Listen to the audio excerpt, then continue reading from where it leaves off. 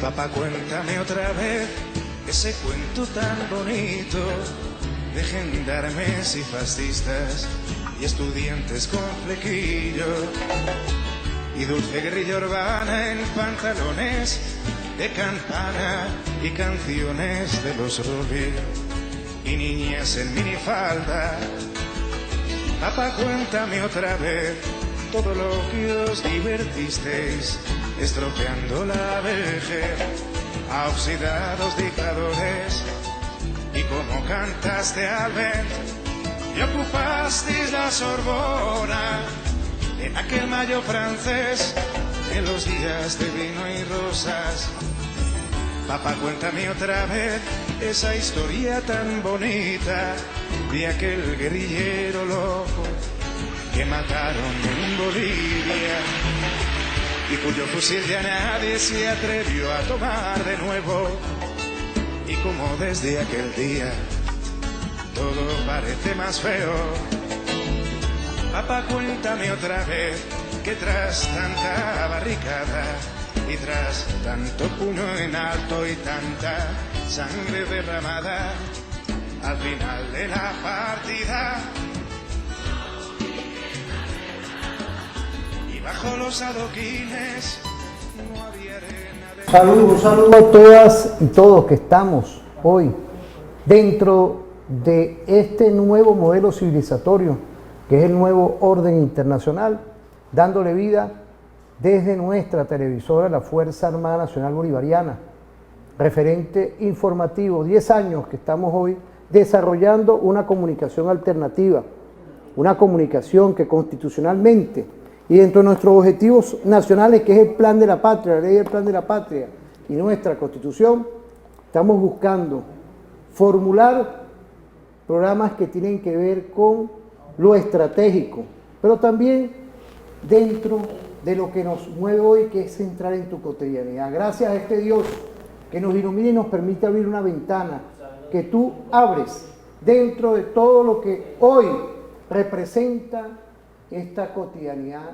dentro de la República Bolivariana de Venezuela. Igualmente, los que nos están viendo por las redes sociales, es un canal que tenemos, que es un canal multiplataforma. Hoy tenemos a un invitado de lujo, al doctor Milton Chávez, dentro de nuestro nuevo orden mundial. Profesor, bienvenido. No podía faltar que toquemos lo que irrumpe hoy en las nuevas tecnologías. Y por eso es que es importante hoy ir construyendo en esas nuevas tecnologías, dentro de la periodización de la lucha no armada, lo que hoy significa ir viendo cómo se desarrollan, tanto para la ciencia, la tecnología, la innovación, pero también para el área militar. Y a la vez, cuando uno habla de esa periodización de la guerra, esa lucha no armada como hoy elementos que están ocurriendo en el mundo y tienen, por supuesto, dentro de las nuevas tecnologías, lo que es la ciberguerra, la guerra cognitiva y otros métodos de lucha que hoy tenemos que ir construyendo. Bienvenido, profesor. Buenos días, gracias por la invitación. Para nosotros es un placer tenerlo aquí siempre. Igualmente. Y en esta visión queríamos que usted nos explicara nuevas tecnologías, igualmente lo que es hoy la inteligencia artificial, guerra cognitiva, pero al menos un pequeño resumen, porque tenemos ya un video, pero...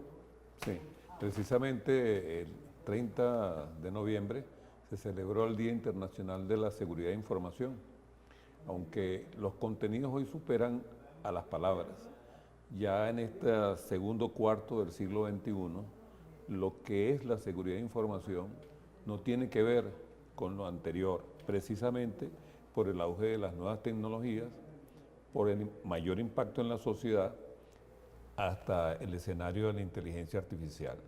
Normalmente la seguridad de información la hemos concebido en ese marco de proteger una serie de parámetros: privacidad, confidencialidad, disponibilidad, continuidad, integridad de la misma.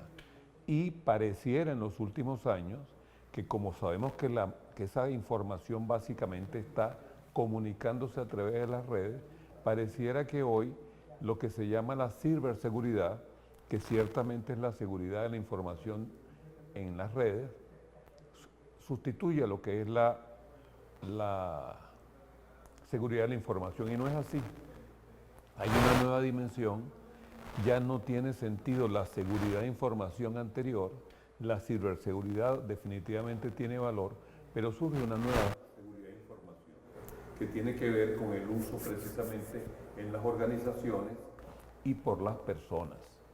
Y de eso es que quisiéramos comentar hoy. Profesor, por ahí tenemos una cápsula.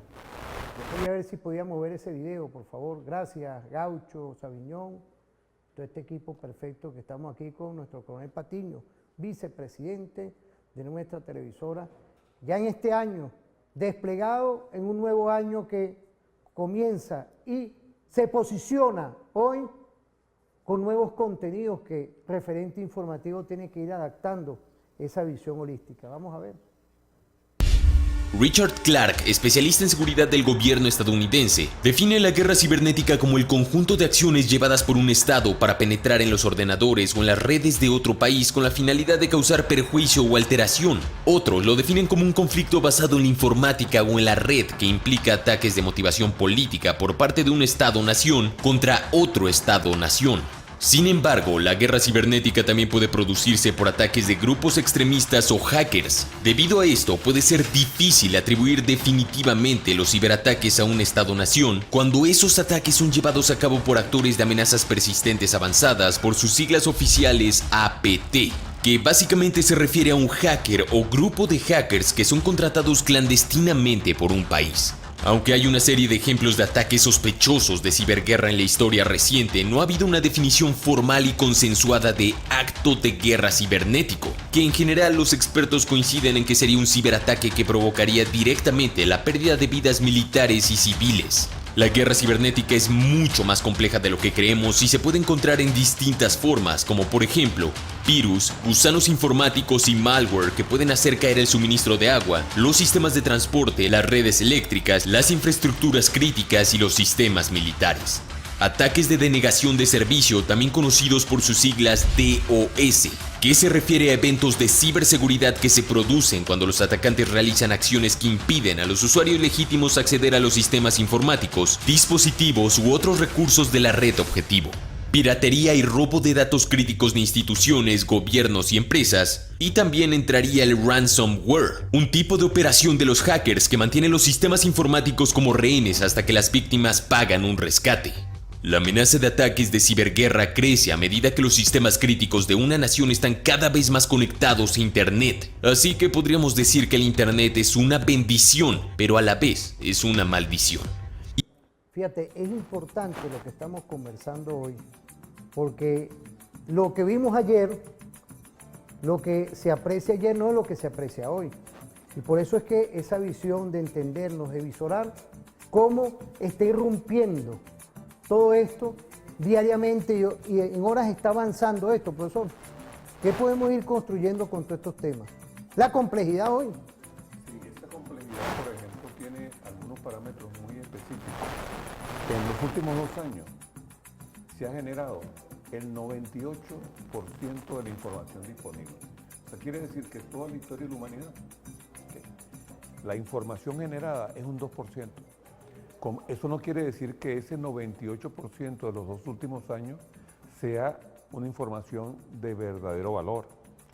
Yo decía que la nueva seguridad de información conserva el mismo nombre, pero el contenido es distinto porque debemos atender a 3 preguntas clave, que tienen que ver desde el manejo de la información por una persona, por una organización privada e inclusive nos lleva al terreno de la guerra cognitiva. ¿Cuál es el primer tema? ¿A qué información tenemos acceso? Cualquiera podría pensar que dado Internet tenemos información o acceso a casi todo. No es así. La información que nosotros accedemos, ya sea por un buscador, por las redes sociales, obedece a un proceso de perfilamiento. Es la red, son las diferentes plataformas las que deciden a cada persona qué información le va a llegar. Ese es el primer tema entonces. ¿A qué información estamos accediendo? Por ejemplo, en las elecciones de los Estados Unidos recientes, el número de perfiles de los votantes que se sacaron para ese direccionamiento de la información a través de las redes alcanzó decenas de miles. O sea, se agruparon a toda la población en decenas de miles de perfiles para a cada uno enviarle la información directa. Entonces, cuando estamos viendo una red de información, no estamos viendo todo lo que esa red proyecta, sino una información direccionada a nosotros. Esa es la primera pregunta. La segunda pregunta es, ¿qué uso le doy? Fíjese, profesor, son interrogantes, ¿no? Fíjese, son interrogantes hoy. La información tiene esa interrogación. Claro, y vemos hoy desde la profundidad, como lo que usted nos dice, es decir, y hay una pregunta ahí que yo quisiera que ustedes también, dentro de esas interrogantes, es decir, a esos sistemas computarizados, el que nos puede estar hablando ahorita en cualquier parte, en Guárico, en Apure, por allá en Mérida, cualquier pueblo, esas computadoras se meten y ven nuestro perfil, qué es lo que queremos, qué es lo que no queremos. Allí, sí, precisamente trabajan acorde a nuestro perfil, que está dado por la información y las preferencias que nosotros expresamos conscientemente, pero gracias al gran desarrollo de la inteligencia artificial, también es capaz de registrar una cantidad de contenidos que nosotros no transmitimos conscientemente, sino desde nuestro inconsciente, desde la selección de un color a la posición de rechazo o apoyo a un tema. Y eso es el perfilamiento. El perfilamiento no es solamente lo que nosotros expresemos conscientemente, sino lo que la red está detectando. La red sabe al lado de quién estamos, aunque no nos comuniquemos por el simple hecho de tener cercanía en un dispositivo móvil. La red sabe qué vemos y qué no vemos, cuánto tiempo dejamos, y ahí es que surge el perfilamiento. Fíjate, en ese perfilamiento tenemos otro video. Vamos a verlo, vamos Adelante. a verlo. Y al ver lo que se puede lograr con un ciberataque, nos preocupamos mucho. Las nuevas batallas serán así, en un campo de batalla invisible en el que se enfrentarán equipos de hackers de varias naciones. Hay que recordar también que en la ciberguerra hay muy pocas barreras de entrada. A un país le resulta bastante difícil construir un misil nuclear. Pero la ciberguerra es barata y es fácil que un país desarrolle una ciberarma. Y esa ciberarma puede producir los mismos efectos. Una ciberarma puede dejar sin electricidad a toda la costa este, por ejemplo. Nueva York sin luz, Wall Street sin luz.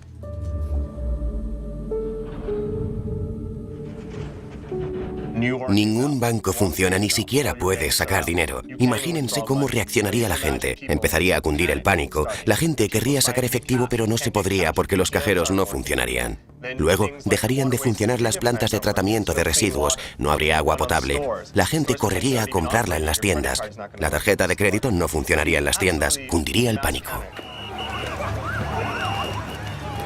Si pudieras dejar ciego al ejército estadounidense, si pudieras apagar nuestros sistemas GPS y nuestras redes, básicamente nuestro ejército no podría operar y podrían tardar días o semanas en arreglar los sistemas. Podría provocar un daño tremendo. Podrían derrotar ejércitos, flotas, fuerzas aéreas, simplemente dejándolas ciegas, destruyendo sus cibersistemas. Creo que nos enfrentamos. No, usted sabe cómo es. Aquí estamos, fíjate, aquí estamos, viendo todos estos temas que son, estamos conversando aquí de cómo hoy esos videos no son de aquí. El que nos pueda estar viendo a esta hora, en este año que está viendo lo que en años anteriores, 2004, 2024, 2023, 2022, 2021, ve cómo está avanzando todo esto. ¿Qué podemos seguir construyendo con esto? Porque quedamos en unas interrogantes, profesor. Sí, la segunda interrogante directiva es el uso que cómo estamos usando la información. Específicamente, cualquier tipo de organización en estos momentos hace uso intensivo de un segmento de información que a veces no alcanza ni el 20% de lo que esa organización produce y que podría usarlo de una manera nutritiva, productiva. Eso aplica tanto a organizaciones privadas como públicas en diferentes entornos. Lo que se ha convertido la gestión de la información en nuestro tiempo debe obedecer a paradigmas, a métodos, a procedimientos, a técnicas distintas a las que podíamos tener a lo que yo me refiero ya como el primer cuarto de siglo, como referencia. Porque un drama en las organizaciones es precisamente un uso segmentado de la información, donde gran parte de ella, de gran valor, los sistemas tradicionales no son capaces de procesarlo. Igualmente pasa con una persona a través de la información que accede a través de las redes, de los dispositivos móviles. No estamos haciendo uso intensivo de la información que puede tener mayor valor para nosotros. Ya en ese caso entramos en una situación de separación cognitiva, separación de conocimiento, porque aunque la información de valor está disponible, no es la que estamos usando en nuestros procesos, en nuestras acciones, en nuestra toma de decisiones. Y la tercera gran pregunta, la tercera gran interrogante es cómo está influyendo esa información a la que sí accedo en mi modo de pensar. Y ahí centramos en el terreno de la manipulación cognitiva. ¿Cómo influye la información? Ya quedó atrás un tiempo en donde simplemente nos veíamos como procesadores de información. Hoy en día, y con los avances de las neurociencias, es tan intenso el bombardeo de datos que afecta, que modifica, puede ser en bien o en mal, nuestros procesos de pensamiento. O sea, no se trata de con qué información tomo una decisión, sino que es tan intenso el bombardeo de datos comparado al de décadas anteriores que cambian nuestras secuencias cerebrales, la misma estructuración de nuestras neuronas para cómo yo uso y valoro esa información. Por supuesto, ese es un terreno que tiene validez en nuestra capacidad de ser eficientes en este momento en una organización y es el terreno de la guerra cognitiva. Fíjese, profesor, son hoy esos retos que pareciera, ¿no? Y quiero agradecerle todos los mensajes que nos llegan. Ahí está, fíjate, el teléfono y todo, porque nos está llegando bastante mensajes y vemos que son sectores no militares que estos programas hacen falta. De verdad que le agradezco a usted, el doctor Milton Chávez, es postdoctor en Seguridad de la Nación, investigador, tiene toda una trayectoria en esto que estamos irrumpiendo en la globalidad a lo venezolano. Fíjense el criterio, la corresponsabilidad que nos delinea la Constitución, que las personas jurídicas y las personas naturales, todas y todos somos corresponsables, pero también para el espíritu nacional, y quiero saludar aquí a los grandes, pequeños, medianos, emprendedores, empresarios, igualmente a los cultores, la clase trabajadora, la clase pescadora, todos los que hoy están haciendo en conjunto con nuestro gobierno social una delineación ante las 932 medidas coercitivas unilaterales que estamos siempre rechazando, y tú, dentro de tu subconsciente, a pesar de que existe esto, como nos lo dice muy bien indicado nuestro profesor e investigador en lo que son estas nuevas tecnologías, tenemos que ir todos siendo dentro de la conciencia despiertos, abrir esas alamedas y tener pendiente lo que es el peligro de caer hoy en cualquier situación creyendo que es verdad. Esa posverdad es hoy. Profesor. Así es. Te agradezco todas esas orientaciones, de verdad. No es fácil hoy. Entonces, esas tres preguntas rectoras son lo que determinan esa nueva seguridad en la información, que no es ciberseguridad, que es la actual. Pero ahora quiero referirme a otro ángulo, ¿verdad? Otro ángulo. Fíjense que los últimos estudios antropológicos, y eso es importante, fíjense. Ejemplos como una investigación de la Universidad de York y todo esto, pareciera que en un momento dado, hace 400.000 años en la humanidad, existimos no una especie, sino 9 especies de homínidos, ¿okay? Nuestros primos. De esas, una sola especie, el Homo sapiens, el antecesor de nosotros que somos el Homo sapiens sapiens, el Homo sapiens se impuso a las otras 8. Los estudios actuales dicen, pero ¿cómo ocurrió esto? ¿Por qué desaparecieron las otras? Tenemos una historia. Teníamos 9 familias y una sola fue la que sobrevivió. ¿Qué es lo importante de esto? No era por una cuestión de fuerza física, porque había, como el cromañón, algunas de esas especies que tenían mayor fortaleza. No es porque el Homo sapiens haya sido la más inteligente, porque el hombre de Neandertal fue capaz inclusive de hacer pintura rupestre. Entonces, ¿por qué las otras 8 desaparecieron y persistió solo el Homo sapiens, nuestro más cercano antecesor? Los estudios indican que fue su capacidad, y esto es muy importante en estos tiempos, su capacidad de socializar. Primero, el Homo sapiens fue el que consolidó más la pareja natural, hombre-mujer. Sobre eso, ese germen de la sociedad, surgió la familia, surgieron los parientes, que entonces en un espacio geográfico mayor existía relación, lo que llamaríamos hoy primos, tíos, hermanos. El Homo sapiens creció sobre sus desventajas, porque las desventajas que podía tener en otros terrenos las compensaba con la formación de un verdadero entramado social, donde era capaz de asistirse, era capaz de ayudarse, de tener una diversidad de ideas e inclusive una diversidad genética, porque el grupo era mayor, que le permitió hacerse más resistente frente a las enfermedades. O sea que nuestra especie se centra sobre la socialización. La socialización es que, al final de cuentas, verdadera comunicación. Y la comunicación está centrada en la información. ¿Qué es lo que ocurre? Estamos hablando de, por eso, en esos 400 millones de años, nuestro cerebro humano creó hasta las llamadas neuronas espejo, que solamente se activan en la interacción persona a persona, no por una red social. ¿Cuál es el gran peligro y dónde debe concentrarse la seguridad de información? Que ese poder, esa ventaja competitiva que ha tenido nuestra especie, viene de la socialización. ¿Qué es lo que se trata de vencer? ¿Qué es lo que trata de vender actualmente el uso inadecuado de las tecnologías?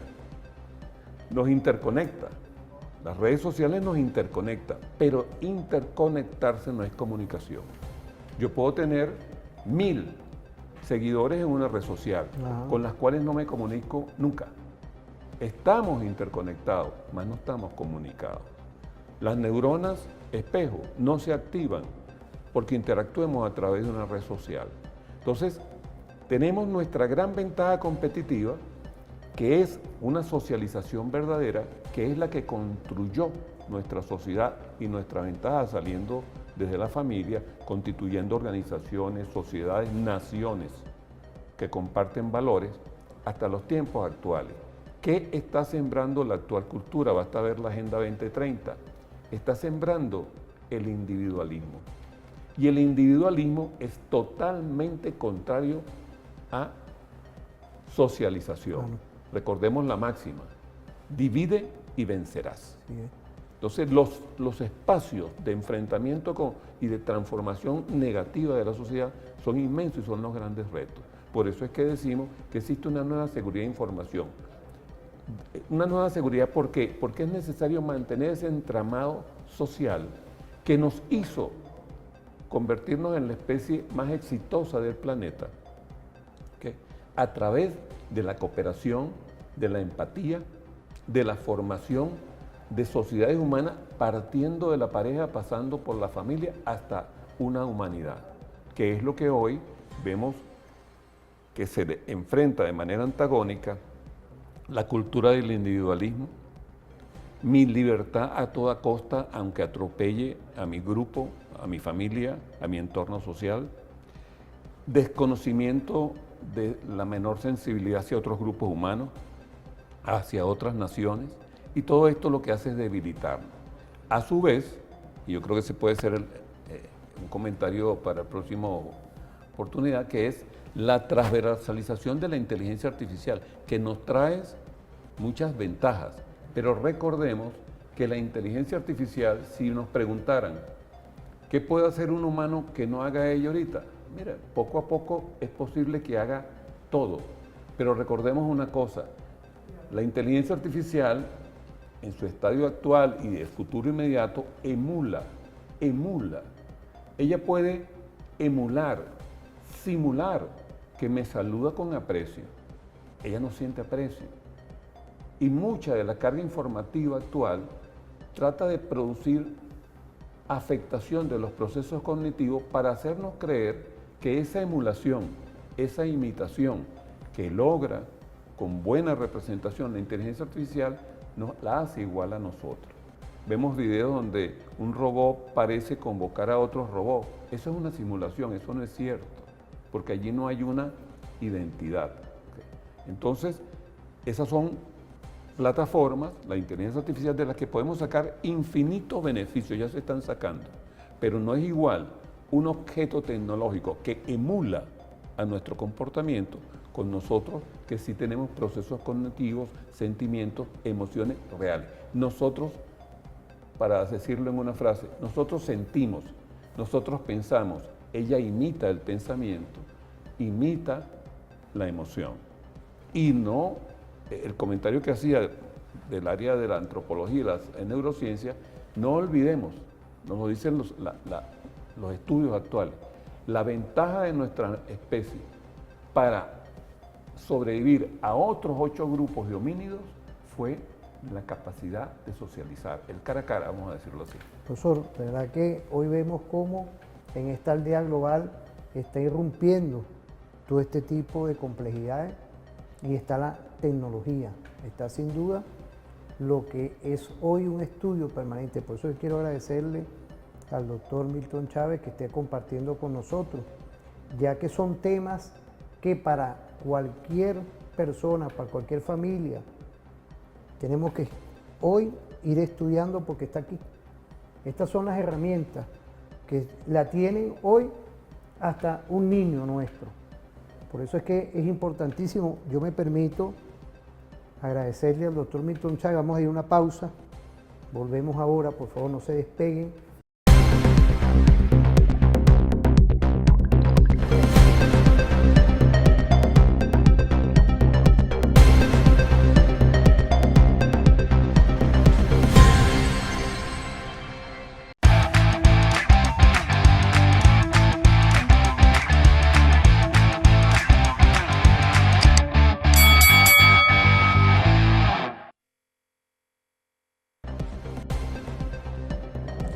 Este es con el retorno que hay, mira, aquí estamos ahorita saliendo en vivo. No me le despegues para que nos vean a nosotros aquí. Para que el que nos pueda estar, poncha el teléfono, Gaucho, por favor. Porque esto es importantísimo de cómo TV Fan hoy. Estamos irrumpiendo con las nuevas tecnologías. Aquí está Patiño, aquí al lado mío, mira. Mira, quiero saludar a Incofan y a toda la familia de la comunicación de la Fuerza Armada. Mira, esto se logra aquí con profesionalismo. Estamos activos en Instagram. ¿Por qué? Porque para nosotros es un reto, profesor, de lo que es hoy un compromiso ante toda esta aldea global.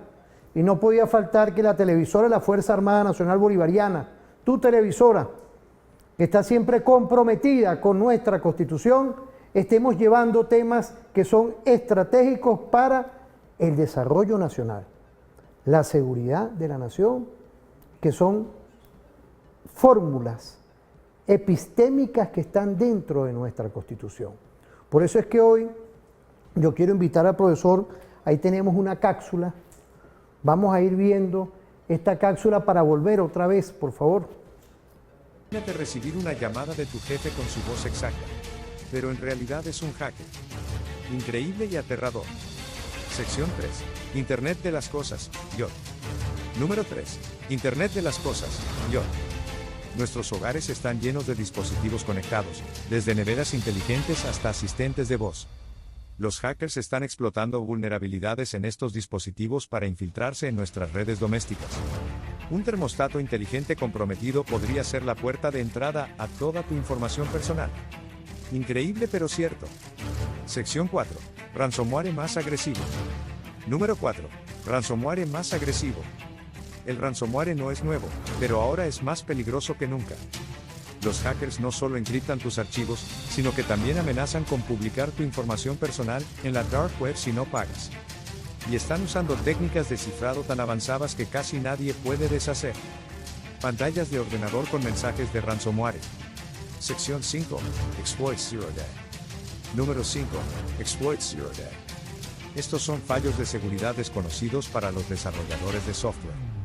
En 2024, los hackers están descubriendo y utilizando estos exploits a una velocidad alarmante, comprometiendo sistemas antes de que las empresas puedan parchearlos. Es como si supieran lo que va a fallar antes de que suceda. Conclusión. Y ahí lo tienen, amigos. Estas son algunas de las tecnologías que los hackers están utilizando en 2024 para robar información. Los espías cibernéticos de hoy pueden infiltrarse en servidores gubernamentales, plantas de energía nuclear, bancos y la computadora portátil de su oficina. Como saben, Singapur ha sufrido una serie de hackeos en el pasado. Algunos de ellos son hacks de alto perfil. El Ministerio de Relaciones Exteriores ha sido hackeado. CineAlt ha sido hackeado y en medio de eso ha habido hackeos más pequeños contra el Ministerio de Defensa. Por ejemplo, no debemos asumir que somos inmunes. Hay tres cosas en el robo de datos. Una es que podrías robar secretos de Estado. Número 2. Podría ser una operación de piratería y filtración en la que ingresas correos electrónicos confidenciales y los filtras básicamente para avergonzar o poner a algunas personas en una mala luz. Y en tercer lugar, su robo de contraseñas, porque muchas personas reutilizan contraseñas. Y así, puede haber personas con acceso a sistemas confidenciales cuyas contraseñas están en los datos que se roban. Y puedes usar eso para entrar en un sistema más sensible de lo que realmente rompiste en primer lugar. El papel y la importancia del espionaje digital está creciendo cada vez más. Y más países confían en el espionaje cibernético en lugar de la inteligencia humana, con el fin de obtener información o determinar intenciones de los objetivos o países para lo que les interesa. Los espías cibernéticos pueden incluso hackear la infraestructura que soporta Internet. Los 4.400 millones de usuarios de Internet envían y reciben una gran cantidad de datos, todos los días. Todos sus paquetes de datos son dirigidos en última instancia a todo el mundo por solo 80.000 routers autónomos. Estos enrutadores ejecutan el sistema de control de tráfico de Internet, el protocolo de puerta de enlace fronteriza o BGP. BGP está diseñado para establecer Internet, entregando paquetes de la manera más eficiente. Pero originalmente no están diseñados para la seguridad. Se basa en un sistema de honestidad. Así que todos harían todo lo posible para asegurarse de que cumplen con las normas lo mejor que puedan. Pero el sistema BGP puede ser engañado. Se podría usar un enrutador para redirigir paquetes de datos fuera de curso y canalizarlos a donde podrían ser monitoreados o interceptados por espías cibernéticos. Esto es secuestro de BGP, una forma de interceptar teléfonos, la autopista de la información. Técnicamente, no hay soluciones que se puedan usar para prevenir el secuestro de BGP, el hombre en el medio, los ataques. Técnicamente, no hay soluciones que se puedan usar para prevenir el secuestro de BGP, el hombre en el medio, los ataques. Fíjate, cuando uno ve toda este tipo de información que llega y está ahí, vemos como culminando el año y todo esto que uno está viendo, significa que hay una periodización de una guerra no convencional, que eso está por allá. Pero son esos alertas que yo creo que hoy tenemos que tener presente, lo que es el tema de esa forma ilícita como el hackeo, como inclusive irrumpir en el mismo WhatsApp. Ya el presidente Nicolás dio una visión de cambiarse. Claro, eso queda a lo individual, a lo cada quien, pues, de cambiarse del WhatsApp al Telegram y a otro tipo de redes sociales. Porque pareciera hoy que hay un mundo que está irrumpiendo y querer utilizar los medios de información hoy, esas nuevas tecnologías, para intereses, vamos a hablarlo así, para intereses personales de cada equipo, de cada grupo, de cada institución, de cada corporación. Profesor. Así es. Digamos, en un lugar común hablar del poder y los beneficios que la la tecnología de información tiene hoy en día, allí tiene valor en toda esa información pues, que se comunica de la ciberseguridad, que va desde el plano personal, nuestros datos privados, desde el plano organizacional hasta un Estado, con diferentes pisos que dentro de esas variantes de la guerra multimodal, de la guerra híbrida, va a tener, porque no podemos hablar ni siquiera de un solo plano de ciberguerra, sino de varios. Todos sabemos que más del 80% de la información que viaja por Internet lo hace a través de los cables submarinos. Y en estos últimos días hemos visto como de pronto se producen roturas de cables submarinos en el mar Báltico, en el mar del Norte, precisamente en escenarios que constituyen teatros de operaciones de grandes conflictos. La ciberseguridad, por ejemplo, la interesante cápsula que veíamos ahorita, entendamos que es una dimensión también del enfrentamiento entre Estados, pero también se da entre empresas. El antiguo llamado espionaje industrial hoy en día hace presencia a través de las redes de información.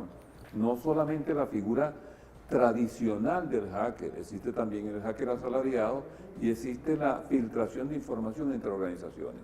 Por eso es que comentaba yo en el apartado anterior la importancia de redefinir en las organizaciones lo que es la gestión, la acción de la seguridad de información, porque tenemos problemas desde ese desperdicio de valor que estamos obteniendo, el desmembramiento del verdadero entramado social y los nuevos retos frente a las posibilidades, a los beneficios que ofrecen, por ejemplo, la inteligencia artificial, siempre que estemos claros en qué representa.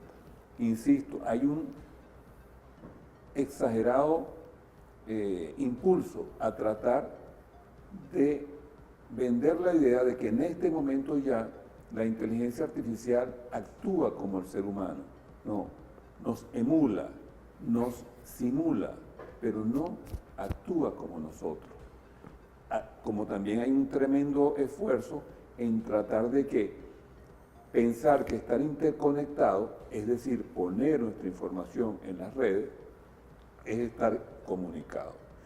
Eso va, para resumir la idea, como decía en el apartado anterior, a sembrar cultura de individualidad, cultura de inmediatez frente a lo que nos hizo más fuerte, que es la cultura del verdadero entramado social, no simplemente interconectado, y la cultura de ir más allá. Por ejemplo, le voy a poner un caso, doctor.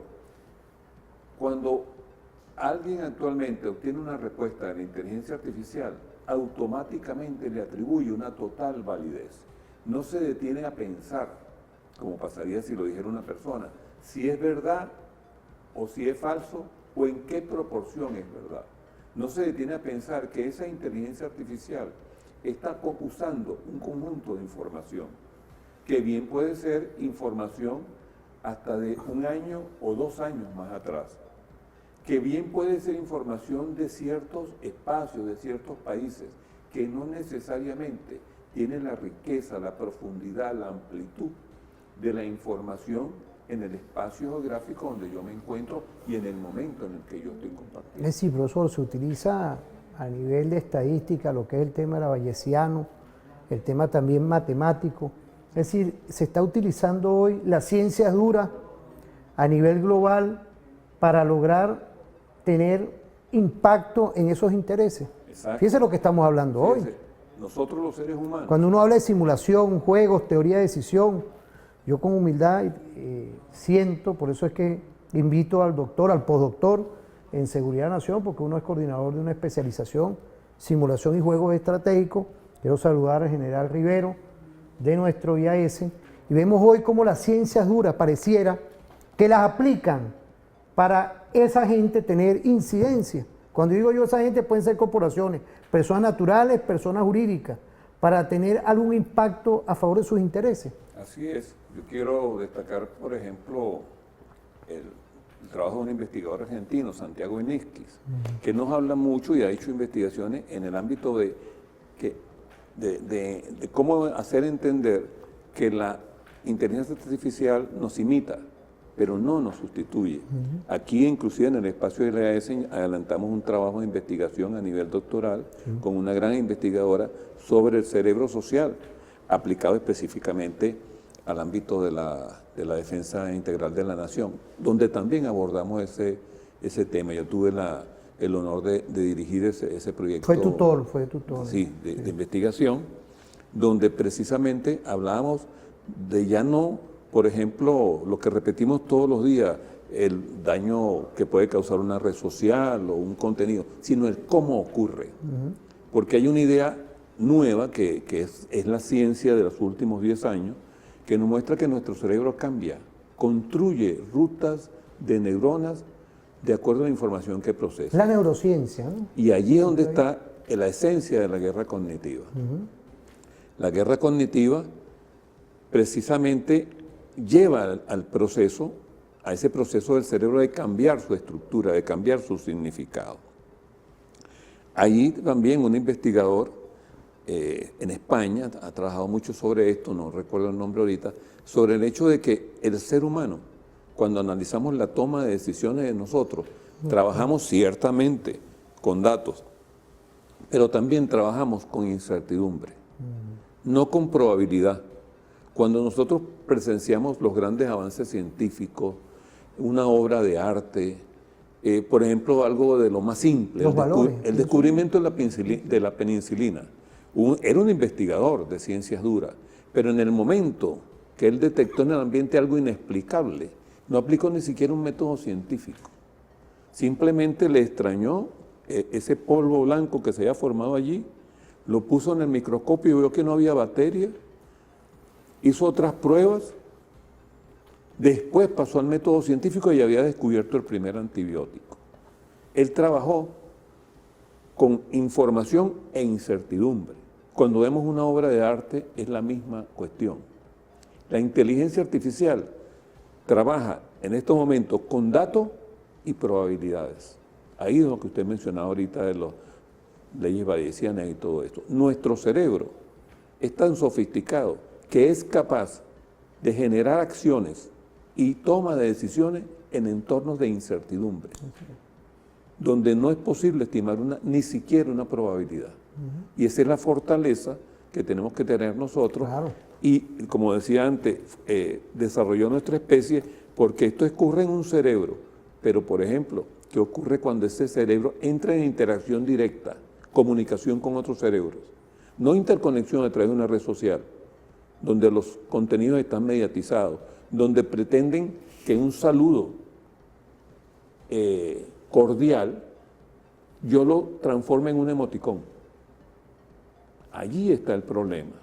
Todas esas tecnologías tienen unas posibilidades infinitas de llevarnos a una nueva estadio de la raza humana, pero todo depende de que nosotros asumamos el reto, que nosotros entendamos que un buenos días, dicho con un tono, transmitido de alguna manera, eso es mayor y una carga cognitiva totalmente superior que 3 emoticones transmitidos por una red.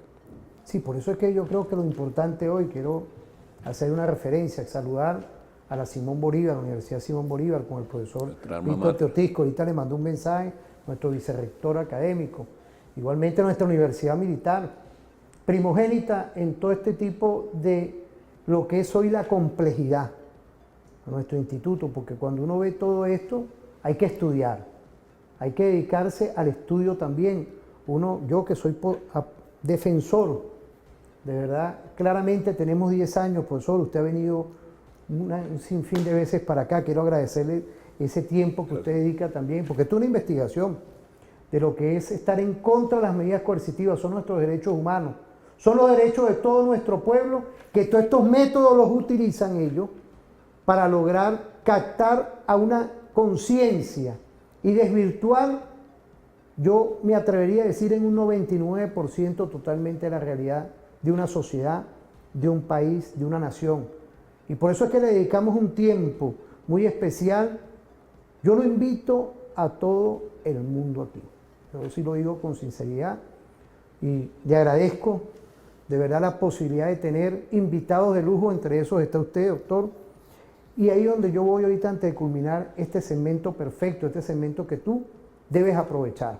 Porque no es poca cosa hoy cuando uno ve toda esta guerra globalizada, con intereses económicos, intereses políticos, que quieren incidir en cualquier sociedad para cambiar inclusive el rumbo de un interés que ellos requieran.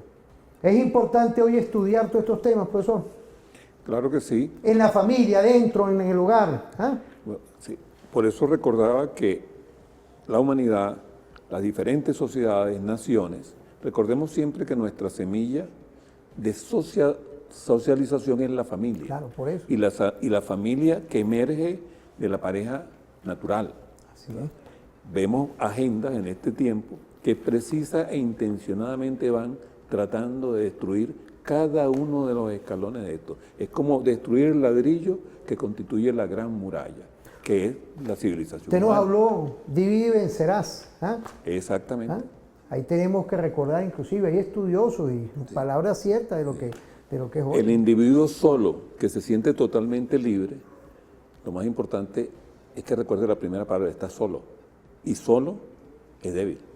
Por eso es que la filosofía también es importante, la matemática, esas ciencias duras complejas que hay que ir estudiando, pero para eso está el referente informativo, que tenemos un libro audiovisual y con invitados, como ahorita me pusieron aquí. Matemática y filosofía se encuentran. Claro, pero fíjese, aquí Anzuategui nos mandan que es como un libro audiovisual.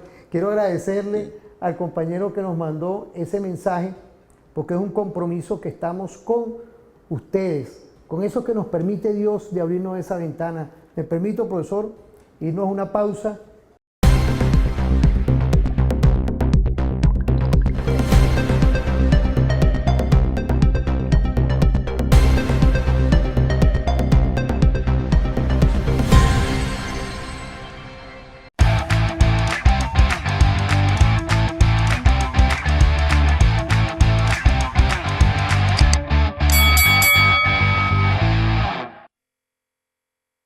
Volvemos. Estamos hoy irrumpiendo, estudiando, porque hay un ecosistema hoy global y en ese ecosistema hay un punto. Cada punto son naciones y en cada nación hay esos puntos muy pequeñitos que está aquí. Por eso es que es importante, profesor, lo que es el estudio de toda esta comunicación alternativa que está saliendo hoy, estas nuevas tecnologías. Por ahí tenemos un video que quería ver si nos podíamos, por favor, no te despegues, porque este segmento también tiene que ver hoy con la familia, como lo dejamos en el segmento anterior, con lo que puedan estar viendo los adolescentes de hoy, porque estamos hablando de la tranquilidad y la paz, no ir buscando estereotipos que buscan ahí y son los negativos. Pero vamos a ir viendo esto y vamos a ir construyendo en este año que estamos enfocando con un rumbo hacia la prosperidad, hacia lo que es hoy importantísimo, que es la neutralización total de las medidas coercitivas unilaterales y las órdenes ejecutivas. Vamos a ir colocándonos lo que significan las nuevas tecnologías también. Vamos a ver este video. La era digital hiperconectada de hoy ha redireccionado las reglas de interacción y ha hecho que las fronteras previamente protegidas sean vulnerables a otro tipo de estrategias. La comunicación que nos facilita las redes sociales, la mensajería social y las tecnologías móviles se pueden explotar para influir en la información, las creencias, los valores y la cultura. El concepto de guerra cognitiva se ha convertido en un término recurrente en los últimos años. En el lenguaje militar, la guerra cognitiva tiene un amplio alcance, desde individuos hasta naciones y organizaciones multinacionales. Descubramos juntos qué es la guerra cognitiva. El término de guerra cognitiva se utiliza para definir acciones realizadas por métodos psicológicos, con el objetivo de provocar una respuesta planificada en el modo de pensar de otra persona. Se realiza utilizando una variedad de técnicas destinadas a influir en los valores nacionales, los sistemas de creencias, las emociones, el razonamiento o el comportamiento de las personas. Representa la idea de combate sin pelear, es decir, posiciona la mente como un espacio de batalla y un dominio disputado. Integra capacidades de ingeniería cibernética, informática, psicológica y social para lograr sus fines. Aprovecha Internet, las redes sociales y hasta medios de comunicación tradicionales para dirigirse a personas influyentes, grupos específicos y un gran número de ciudadanos de forma selectiva y en serie de una sociedad, con el objetivo de desbaratar sociedades enteras, sembrando dudas sobre gobernabilidad, desacreditando procesos democráticos, provocando disturbios civiles o instigando movimientos separatistas, y así lograr cambios estructurales a mediano y largo plazo en la forma de pensar de los seres humanos en general. En este tipo de guerra, además de la manipulación de las ideas, se intentará manipular la forma en que se producen. Las noticias falsas o fake news no son necesarias para lograr los objetivos de la guerra cognitiva. Un documento deshonroso de algún gobierno, pirateado de una cuenta de correo electrónico oficial, filtrado de forma anónima en un sitio de intercambio de redes sociales, es suficiente como para incitar alguna revuelta en cualquier nación del mundo. O simplemente una campaña que encienda las pasiones de los influencers y crear una controversia que se vuelva viral.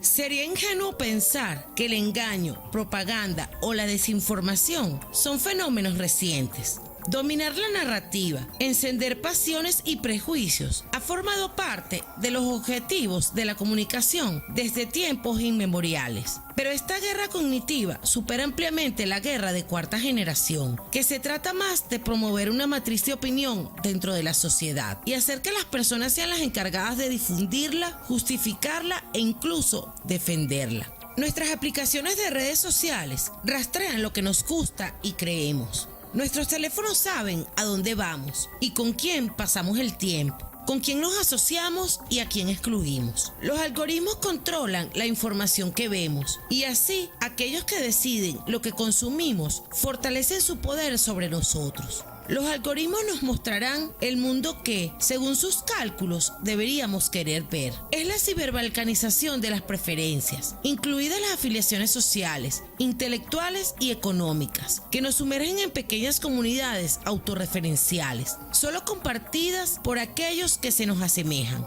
Internet es el nuevo territorio geoestratégico y la tecnología, el campo donde se decide la próxima hegemonía global. La guerra cognitiva sepulta definitivamente la idea de la libertad y el libre albedrío y vulnera la libertad individual, conduciéndonos a la esclavitud colectiva. Una esclavitud masiva, estrechamente relacionada con las redes sociales y con el potencial tecnológico de empresas capaces de hackearnos el cerebro y conducirnos al lugar que ellos quieran. Está claro que el crecimiento de la guerra cognitiva conducirá a la militarización de todos los aspectos de la sociedad y la psicología humana, desde las relaciones sociales más íntimas hasta la mente misma. Nunca había sido tan sencillo ni tan rentable desinformar, y nunca antes los consumidores habían estado tan predispuestos de respuesta a brotes de enfermedades del país.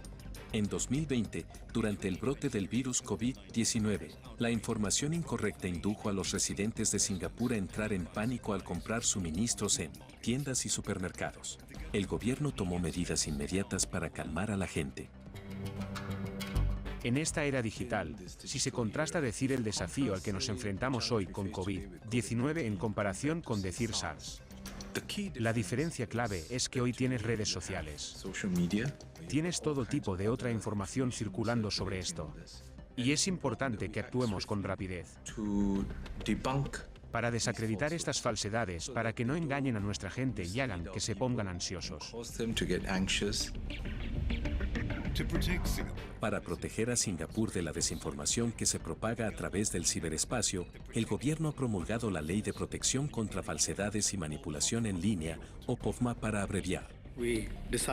Nosotros decidimos, tengamos una nueva legislación con un conjunto más limitado de poderes que bajo la legislación existente, centrada en las falsedades en línea con remedios que estén más calibrados y proporcionen una mayor supervisión judicial de la acción ejecutiva. POFMA faculta al gobierno para obligar a las compañías de redes sociales y creadores de contenido a corregir, etiquetar o eliminar información falsa y engañosa. Fíjense, vimos todo un desarrollo de un análisis, porque esos videos no son de nosotros, eso viene de afuera, eso está ahí colgado, vemos como el tema de las redes sociales, pero a la vez vemos como Singapur, y hay otras naciones que están regulando el tema de las redes sociales, y ya nosotros estamos en eso también.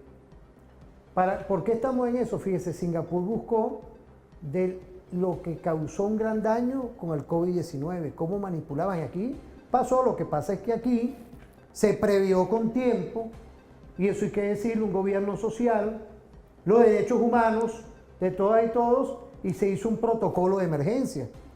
Pero lo que está ocurriendo hoy, cuando uno ve que las redes sociales inciden positivamente por un lado, pero en otra parte muy negativo. ¿Qué podemos decir de todo esto, profesor? Sí. Porque esto es un análisis de profundidad y es un problema estructural que tiene el mundo hoy. El mundo, no nada más una sociedad, el mundo hoy que está entrando en este tema de las nuevas tecnologías. Sí, las redes sociales son un mecanismo extraordinario de interconexión. Como usted lo dijo anteriormente. No de comunicación. Entonces, son las confusiones, los mimetismos que tenemos que evitar.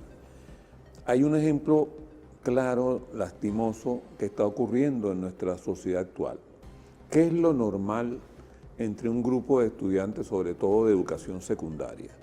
Uno forma diferentes grupos de afinidades, compite, bromea, a través del juego y del deporte, sobre todo, bueno, unos ganan, unos pierden, pero surgen nuestras primeras etapas de camaradería que persisten inclusive hasta nuestra edad adulta. En esos patrones se trata de competir, por ejemplo, no hacernos daño. Eso es lo más importante. Vemos como ese mecanismo de interconexión de las redes sociales tiene el fenómeno actual de los llamados retos, donde no es una simple competencia, es hacernos daños de alguna manera ingiriendo sustancias venenosas, el último ingiriendo soníferos, para ver quién es el que sale sin daño. El tema es que hemos tenido inclusive algunas jóvenes que han fallecido.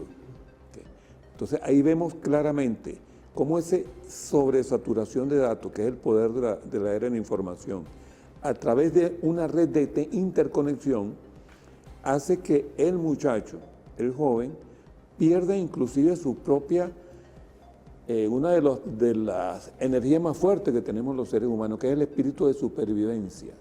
Por la aceptación en grupo, arriesgo mi vida, arriesgo mi salud, y como hemos visto, algunos han fallecido. O sea, esa red nos disgrega, que ya el grupo no nos ayuda inclusive a morir. En esa parte, yo quería agregar, sí es cierto, los padres tenemos que estar pendientes, los representantes, los maestros, pero tenemos que empoderar al joven, porque es imposible pensar que una madre, que un padre, durante 24 horas puede realmente regular qué hace su hijo a través de la red social. Ahí tenemos que subir el nivel, entender que lo que te dañe, lo que te acerque a la muerte, no es un deporte, no es un juego. Los deportes no son así, los juegos no son así. Alguien gana la medalla de oro, alguien pierde, pero seguimos adelante, nos divertimos. ¿Okay? Tenemos lo que se llama un estrés positivo, pero esto se trata de arriesgar la vida. Ahora, profesor, fíjese, usted habló algo fundamental, porque lo hemos dado en estos segmentos anteriores. La fragmentación, el individualismo, el tema de dividir y vencerán, meterse contra la familia. Esto viene de afuera, por Dios, esto viene de afuera, y ve el daño que están causando también el mal uso de las redes sociales. Por eso es que esto es importantísimo, y este es un programa también que va a la familia a esta hora, padre, madre, y también el joven que nos pueda estar viendo. Es hoy utilizar, y para eso está nuestro programa, que genera responsabilidad social, con grandes equilibrios que hoy requiere nuestra nación. Medidas coercitivas unilaterales, que la cargamos a cuesta desde 2015. Órdenes ejecutivas. Y vemos hoy como también en esta aldea global con las nuevas tecnologías, tenemos estos mecanismos de interconexión. Vamos a ir con los términos como el profesor Milton nos lleva a ser cuidadosos y precavidos, todas y todos hijos, nos puedas estar viendo. Joven, todo lo que está ahí no es la verdad. Por eso es que yo felicito al profesor Milton, estamos dando pinceladas de lo que es hoy estas nuevas tecnologías en un nuevo orden internacional, profesor. Sí.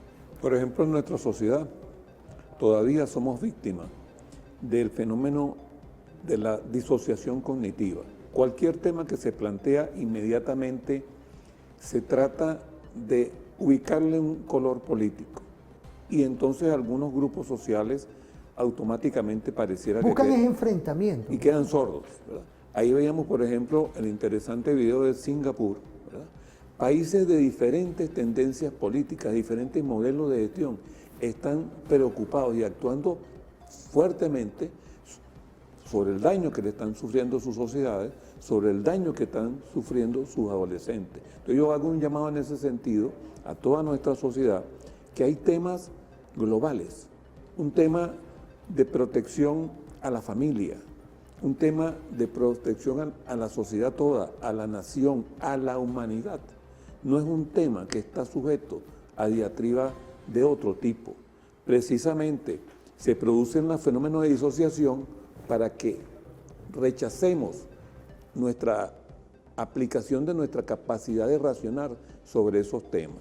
Y puede ir desde lo más global, como hablábamos, la ciberguerra en sus diferentes dimensiones, en la guerra cognitiva, hasta nuestra propia casa, cuando hablamos de los retos que ponen en peligro la integridad física y la salud de nuestros adolescentes, de nuestros niños, a través de una falsa concepción de lo que es competir u obtener popularidad. Son diferentes dimensiones donde creo que todos nos encontramos, no nos separamos ni obedecemos al paradigma de individualismo.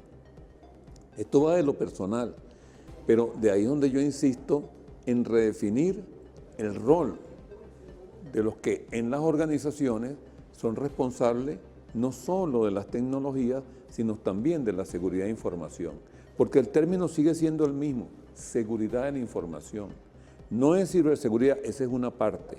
Pero hoy existe una nueva seguridad de la información donde tenemos que enfrentar esos retos, esa capacidad de los datos de hacer cosas extraordinarias que no estamos haciendo, no estamos usando todos los datos de la organización, pero al mismo tiempo proteger los procesos cognitivos, las corrientes de pensamiento dentro de cada uno de nuestros individuos y nuestra capacidad de interactuar. Un problema actual en las organizaciones civiles y militares, públicas y privadas, y muchas veces lo encontramos, es la gerencia por silo. El no querer comunicarse, es un suicidio en una organización, por ejemplo, que diferentes unidades no interactúen con confianza y con cooperación entre ellas. ¿Qué es esto? Bueno, es la proyección del paradigma del individualismo, ¿verdad? Es la proyección del debilitamiento, del divide y vencerás, como usted bien lo decía. ¿Okay? Y tenemos ese paradigma de Maquiavelo ahí. Igualmente, lo tenemos ahí. Napoleón también hablaba de todos estos temas, porque estamos buscando dentro de lo militar y lo no militar, ¿no? Así es.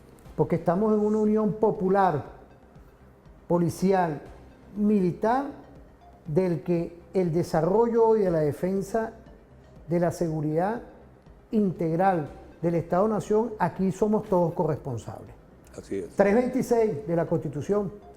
Y por eso es que es un título que el constituyente, título 7º de la Constitución, la tenemos hoy gracias al constituyente del 99, que en otras constituciones no se dan.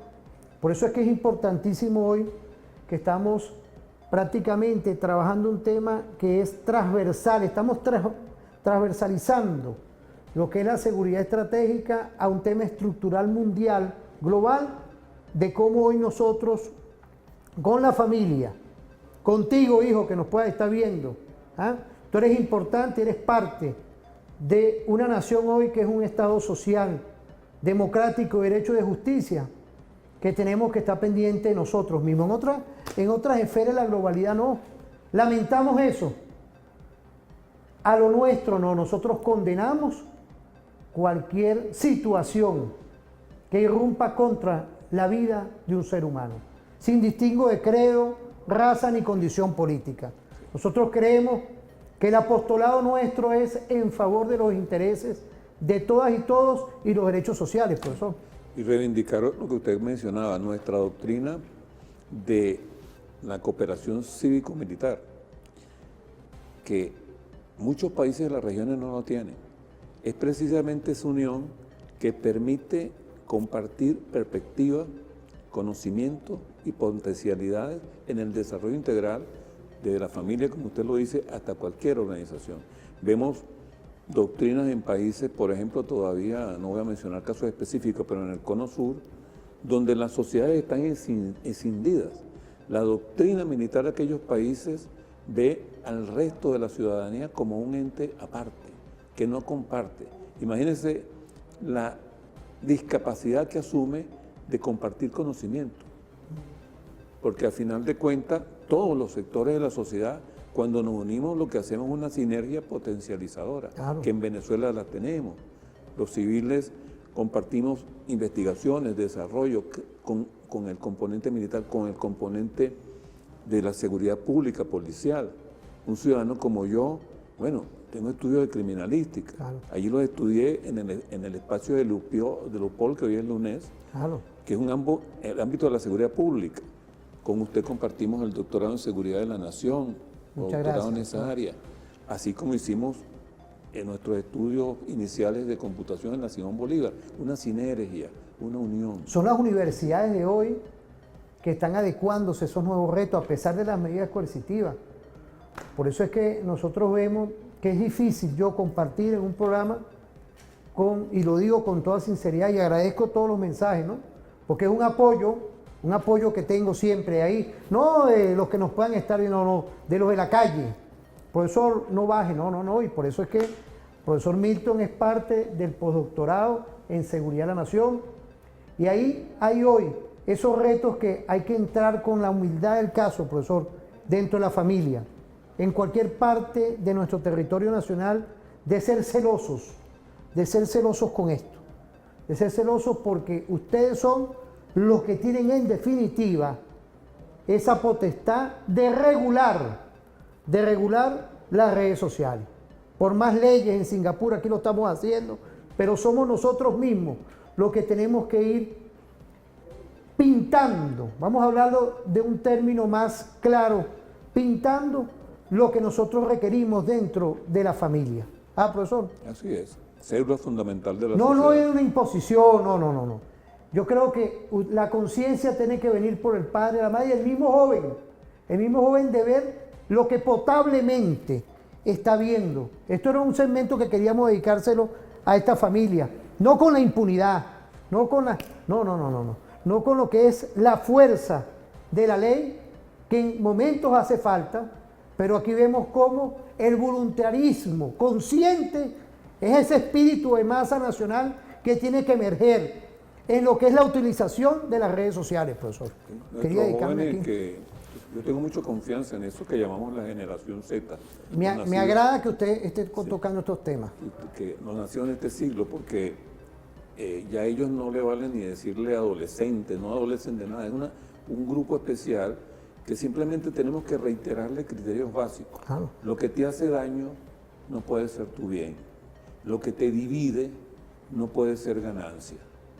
Entonces ellos que nacieron en la era de la información, de las tecnologías, son los llamados a dirigir en esa fase el uso de toda esta tecnología, desde un simple móvil hasta una red social, desde un simple móvil hasta la tecnología más sofisticada de inteligencia artificial, a empoderarse. Porque los criterios básicos son simples: lo que te hace bien, lo que te hace crecer, lo que te une y te da fortaleza. Entonces, esa tecnología y todos sus pisos serán buenos si son capaces de sobrepasar ese filtro. Los retos ponen en riesgo tu peligro, te causan lesiones de por vida, dañan tu salud, matan a tus compañeros. Eso no tiene nada que ver con el deporte, eso no tiene nada que ver con la recreación.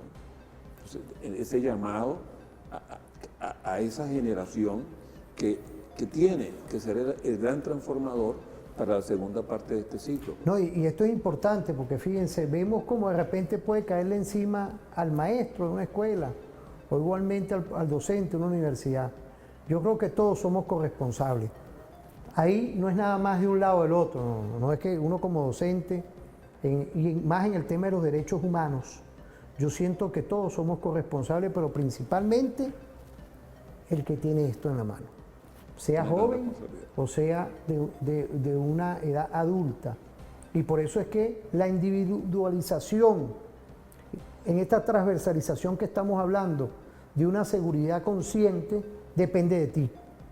No veas al otro, no al vecino, no, depende de cada uno. Por eso es que yo rechazo a veces, con todo el respeto, que vengan a hablar de lo que es el tema coercitivo directamente. No, eso es panfletería. Yo creo que hoy lo que tenemos que hacerle un llamado a todas y todos, a la familia, que hay que preservarla como célula fundamental de cualquier sociedad, es a que tengamos de verdad hoy una conducta. Quiero ver al Bolívar que es de todo. Mantengamos una conducta recta y dejemos al tiempo hacer prodigios. Vamos a ir a una pausa, profesor.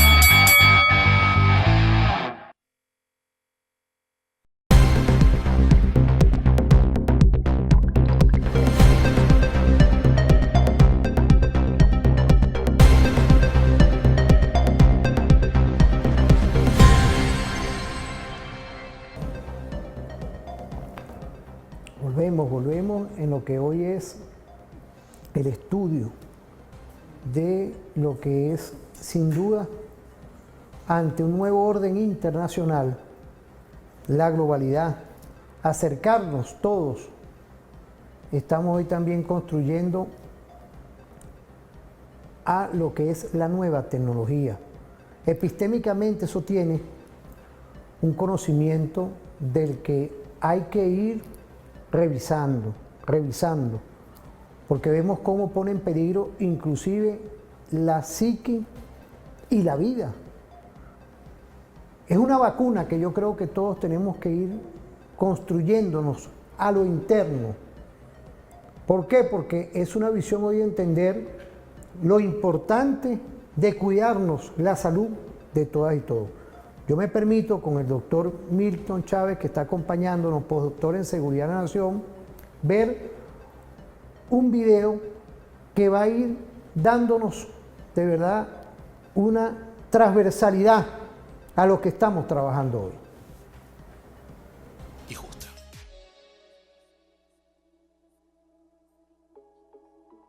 Perdón si esta aclaración pueda sonar reiterativa, pero en la era de la información y la comunicación, la manipulación de la percepción pública se convierte en un campo de batalla importantísimo en la discusión política. Por consiguiente, quien dirija esta conversación prácticamente dirige el mundo. En la era del capitalismo de la vigilancia, Shoshana Zuboff introduce justamente el concepto de capitalismo de vigilancia, una forma de poder ejercida por corporaciones poderosas que buscan predecir y controlar el comportamiento humano. A diferencia del capitalismo tradicional que simplemente mercantiliza nuestras experiencias, este nuevo capitalismo utiliza la analítica predictiva para manipular nuestro comportamiento. Zuboff afirma que los medios de producción están subordinados a un medio de modificación del comportamiento cada vez más complejo y completo, resaltando la insidiosa naturaleza de esta nueva ola del capitalismo. Si entendemos esto, el argumento de Zuboff al destacar que la tecnología no puede puede considerarse aislada de la economía y la sociedad,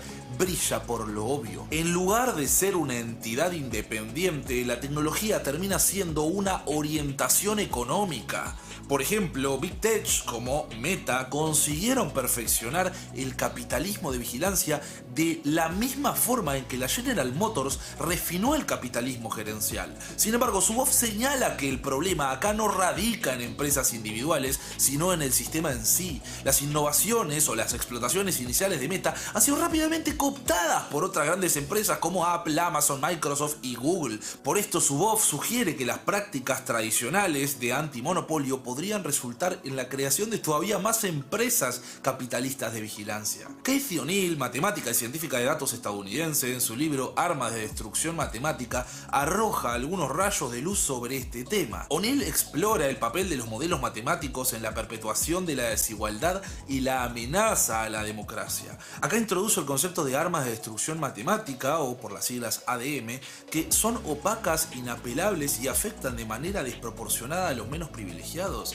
Estas ADM reemplazan a los tomadores de decisiones subjetivos y obligan a quienes se ven afectados por sus decisiones a ajustar su vida según modelos. Puede parecer una tontería, pero si nos ponemos a reflexionar en profundidad sobre las implicaciones que esto tiene en nuestra vida, puede llegar a ser aterrador. Más que nada cuando esos modelos matemáticos son la única forma que el usuario conoce como aproximación a esa cosa. Es despojar a ese usuario del lenguaje que lo hace humano. Tanto el capitalismo de vigilancia como las ADM plantean amenazas significativas a la libertad individual y a los valores democráticos. Y no me refiero a los valores de la democracia representativa, de la democracia real. Si no cuestionamos las dinámicas de poder inherentes a la toma de decisiones basadas en datos, jamás vamos a conquistar lucha alguna por la transparencia, la responsabilidad y la autonomía individual.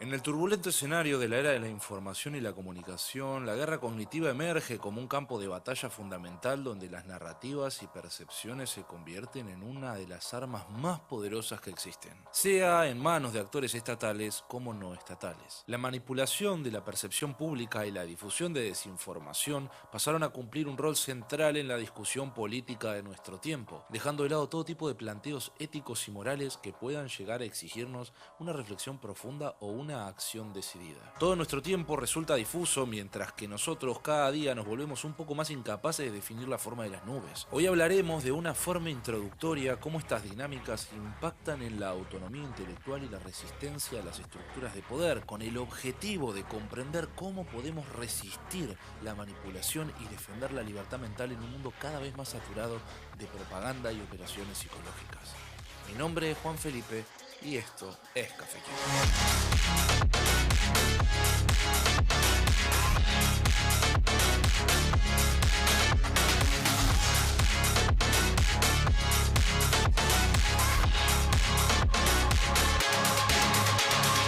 Desde el campo de los estudios de la comunicación, como también de todas aquellas escuelas y autores que vienen señalando esto desde hace un siglo, la manipulación de la percepción pública se convierte en un campo de batalla crucial en la era de la comunicación digital. La guerra cognitiva, entendida como un enigma tejido en la sombra, pretende desplegarse en los recovecos de la mente humana y las redes digitales. Entendámosla como los hilos invisibles que se entrelazan con la percepción, la confianza y la toma de decisiones. En los confines de la ciberesfera, donde los bits fluyen como corrientes subterráneas, la guerra cognitiva se erige como una estrategia maestra.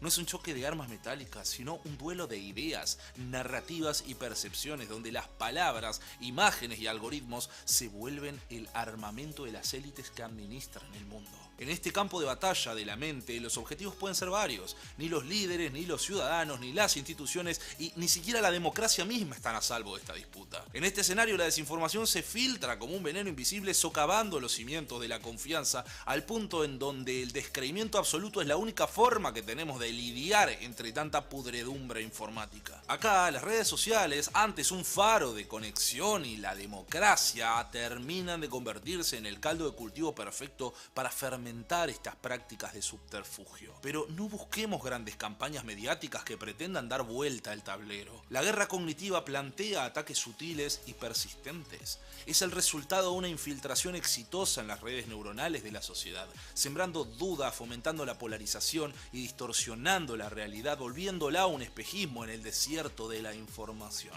Esto comienza a instalar algunos de los grandes dilemas para los estados modernos. ¿Cómo proteger a sus ciudadanos sin censurar la libertad de expresión? ¿Cómo contrarrestar la desinformación sin caer en la propaganda? Las respuestas no son simples, son nudos gordianos cuasi irresolubles sin tener que aplastar algún que otro derecho. Ante este escenario, tanto entidades estatales como privadas consiguieron desarrollar distintas estrategias que les permitan ganar terreno en esta guerra silenciosa, exceptuando sus consecuencias, como crear perfiles falsos o difundir teorías conspirativas con el fin de dirigir la opinión pública. La guerra cognitiva no respeta fronteras, trasciende lo físico y se infiltra en las mentes como un virus insidioso. Un clásico para adentrarse en las aguas negras de esta cuestión es el aclamadísimo Los Guardianes de la Libertad de Noam Chomsky y Edward Herman. Este libro, anterior al desarrollo del ciberespacio como hoy lo conocemos, resulta fundamental en este análisis. Acá los autores argumentan que los medios de comunicación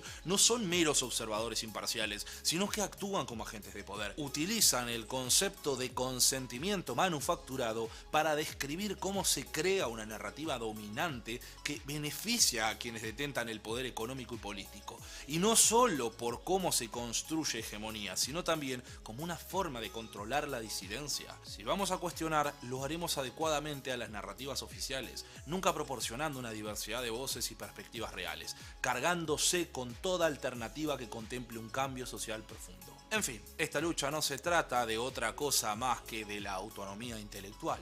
Por ello, es inseparable de un profundo planteamiento antiautoritario que pretenda cuestionar estas narrativas hegemónicas. La guerra cognitiva se libra en el campo de la percepción y la información, y nuestra capacidad para discernir y resistir es crucial para mantener una sociedad libre y justa. Fíjese, es hoy ver con claridad en este 2025 lo que representa nada más y nada menos estas nuevas tecnologías. Yo quisiera que usted nos lleve hoy, porque hemos tocado referentes, Chomsky y otros más que están estudiando estos temas, que en el caso de esos videos que nos presentan, vemos cómo hay hoy una categorización académica ante la percepción de lo que significa redes sociales, guerra cognitiva, y queríamos culminar el programa de hoy porque tenemos un tiempo claro y preciso, y en esta fórmula perfecta quiero saludar, como siempre, a Zair Vargas, que es esa episteme con nuestro material audiovisual, Wilder Vargas, igualmente a Omar Ruiz, estratega perfecto, con nuestro productor Demetrio Francisco Flores, que en este 2025 tenemos estos nuevos retos de estudio y con ustedes que no pueden faltar aquí. ¿Qué podemos decir de todo esto, profesor? Sí, y entender que este es un proceso continuo, no tiene un estado final. Nosotros, quizás en un máximo de 2 años, ya está en el mercado el dispositivo que va a sustituir al teléfono móvil. Tendrá todas las funcionalidades actuales y otros, pero será otro dispositivo más pequeño. Lo usaremos de otra manera, a lo mejor lo usaremos sobre nuestra propia ropa, pero es lo normal en la tecnología. Entonces, este es un proceso abierto donde en cada momento debemos entender y en eso ser exitosos las tremendas potencialidades que tenemos, donde tenemos la oportunidad de obtener mejor bienestar, y los grandes retos, que es lo que resolvemos desde la idea inicial de la seguridad de información. Yo quiero hacer, por ejemplo, uno de los mayores riesgos sobre la tecnología más emergente, que es la inteligencia artificial. Hoy en día, la inteligencia artificial es datos y algoritmos. Ahí es donde entra la matemática, la estadística, la programación de alguna manera. Los algoritmos, el mayor riesgo que tienen actualmente es que contienen o pueden contener 2 tipos de sesgos. ¿Qué es eso? Desviaciones. El primer tipo de sesgo o desviación es intencional, cuando el que construye esos algoritmos, el que proporciona los datos, quiere que los resultados, que la respuesta, que ese sistema de vaya en una dirección determinada, que de alguna forma discriminan la verdad y toman una cierta tendencia. Eso es lo que llamamos un algoritmo intencionado. La inteligencia artificial entonces me va a responder favoreciendo algunas ideas, favoreciendo algunos conceptos e ignorando, apartando o simplemente silenciando otros. Pero también es peligroso un sesgo no intencionado, porque esos algoritmos, a final de cuentas, en mayor o menor grado, son realizados por seres humanos, por nosotros, que tenemos inconscientemente sesgos de diferentes tipos, desviaciones de cómo considerar, evaluar, interpretar a otras personas. Vemos cómo eso se puede manifestar en un simple bot de una empresa, que cuando interactúa con una persona resulta menos eficiente porque fue hecho para otra idiosincrasia o fue traducido desde otro idioma. ¿Okay? Eso sería un tipo de sesgo. Y como decía, hay esas dos categorías. Eso constituye de forma estructural una de las mayores fuentes de riesgo cuando trabajamos con inteligencia artificial. Tenemos que hacerlo. Mire, la organización actual de cualquier tipo que no esté trabajando con inteligencia artificial tiene que plantearse iniciativas inmediatas para el 2025, porque definitivamente le da grandes beneficios, grandes ventajas, oportunidades de ahorro, fortaleza. Pero allí, la seguridad de información, lo que nosotros llamamos la nueva seguridad de información, adquiere una nueva dimensión, totalmente distinta a lo que tradicionalmente hemos llamado seguridad de información.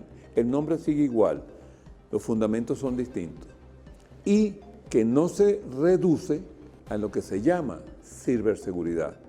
Ese es un buen ámbito importante, relevante de la seguridad de información, para hacer un tipo de protección sobre ella. Es lamentable como hay organizaciones que han dejado de lado inclusive lo que es el andamiaje estructural de acción, de proceso de la seguridad de información y piensan que se sustituye solo con ciberseguridad. Son dos dimensiones.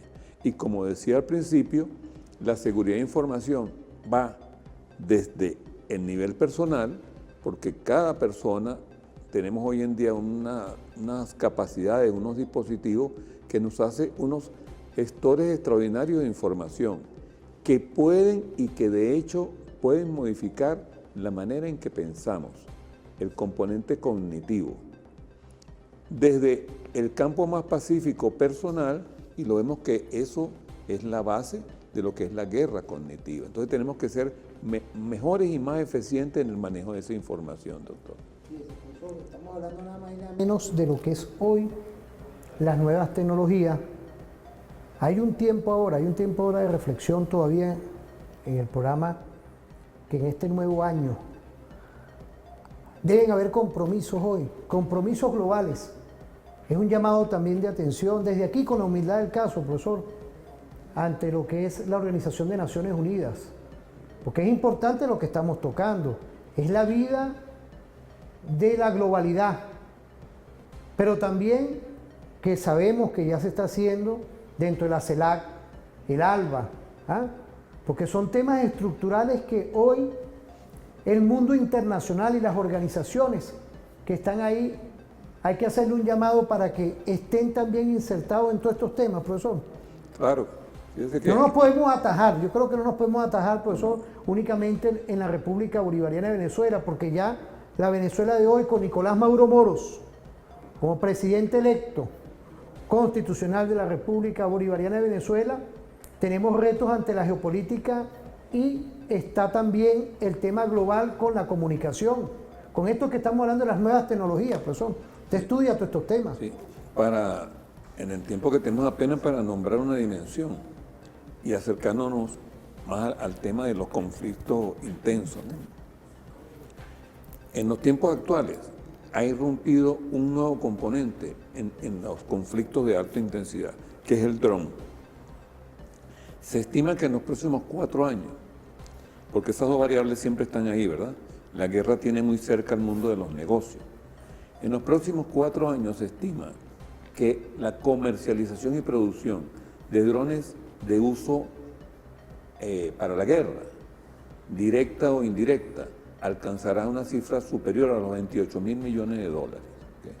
Recordemos que un dron, que ahorita es casi, podemos decir que el protagonista en los conflictos de alta intensidad que se desarrollan en el mundo, un dron es ese dispositivo que tiene 2 categorías. Los más nuevos, que son conducidos por inteligencia artificial, autoconducidos podríamos decir, y los más tradicionales que requieren un piloto humano que los va direccionando de alguna manera.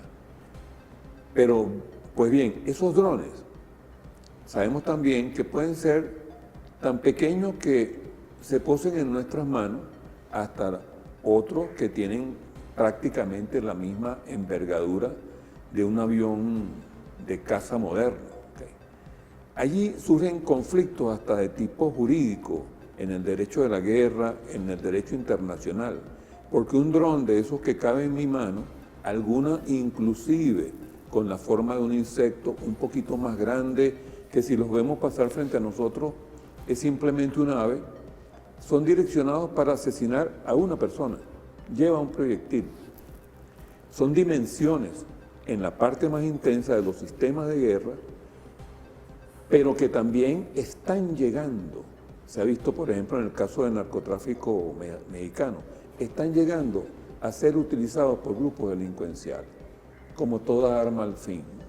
Entonces, las nuevas tecnologías en su continua evolución van desde el componente, como decíamos, de la familia, al componente más agresivo, que es tratar de transformar los procesos cerebrales, la guerra cognitiva, que también lo hacen los entes comerciales, para convencernos, por ejemplo, de que una bebida azul es una bebida natural, aunque sabemos que en la naturaleza es muy difícil obtener de una fruta una bebida de color azul, pero nos terminan convenciendo que es así.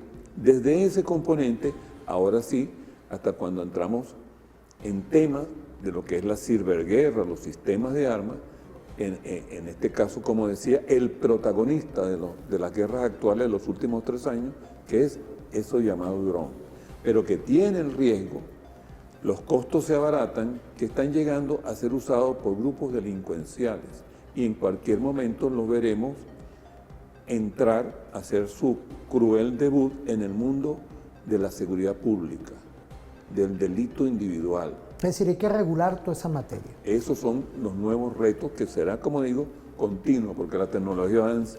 Cuando tengamos unos dispositivos, que estoy diciendo que no más allá de 2 años, que sustituyen al celular y que es difícil percibir, son procesos que van en cambio. O sea, entender que nunca alcanzamos un estadio de verdad absoluta, claro, sino que tenemos que ir evolucionando como sociedad. Es un ecosistema hoy que es complejo y va avanzando, profesor. Así es.